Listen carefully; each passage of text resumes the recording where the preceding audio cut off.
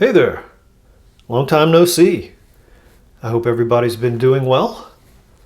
It just occurred to me that I had not reviewed this knife or this type of knife before. This is a vintage Victorinox, but it's not a soldier's knife, and it's obviously not a officer's and sports model. It's one of their old work knives, and it's really just a very simple single bladed slip joint knife, kind of a bare-headed jackknife, if you will. And they've been making these since their very beginnings.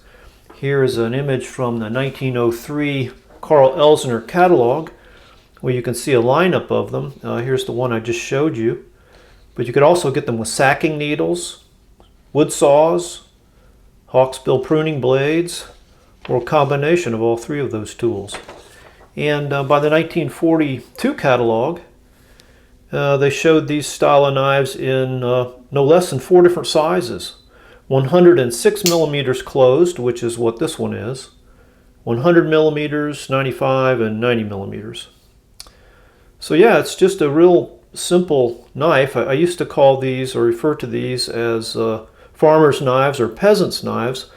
But the more I learn, I don't think that's technically correct. A farmer's or peasant's knife traditionally is a simpler affair.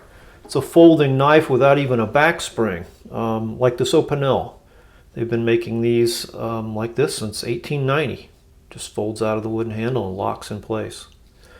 Or like this Antonini Old Bear that I just picked up at the Blade Show.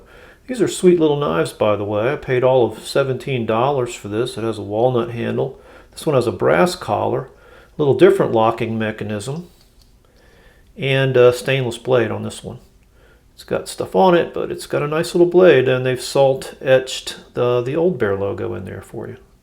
Anyway, I digress. Back to the Victorinox work knife. Yeah, so it's just a jackknife. The frame kind of reminds me of a trapper. Here it is up against a case trapper lock, and a case tribal lock. And you can see it kind of has that curved, swelled in there.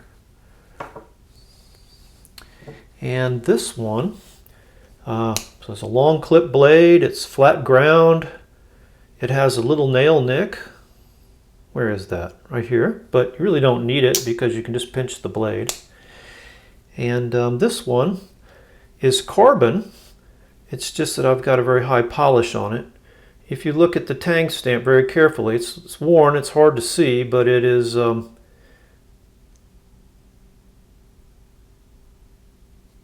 it's Victoria. Victoria is separated by the crossbow there and in scrolls.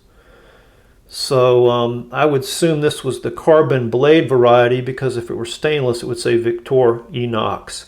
And both of those tang stamps were used from 1931 to 1942. So here you can see it has what appears to be nickel silver bolsters. They're lined and they're tapered, and a nickel silver pin here, pivot pin, and then brass pins, 3 of them, through the handles and the frame. The scale material appears to be cow or buffalo horn. It's very pretty. By the way, you can sand that out and polish it just like any other material, wood, fiber. Just be sure to finish up with very, very high grit sandpaper, and be careful on your polisher. Stay at low speed so you don't burn it, because it is just modified hair. So you're not going to ding this knife too much for, fit and finish issues on an 80 or 90-year-old knife, but it's actually pretty good. Just on this side, the cow horn has shrunk away from the liners a little bit. But I want you to listen to this. Just great walk and talk. So this is a really sturdy, utilitarian, simple work knife from Victorinox. They've been making these from the very beginning. I don't know when they quit. Of course, they still have floral knives and pruning knives and things like that. But this style, again, did show up in the 1942 catalog. These are just, I use this as a daily carry.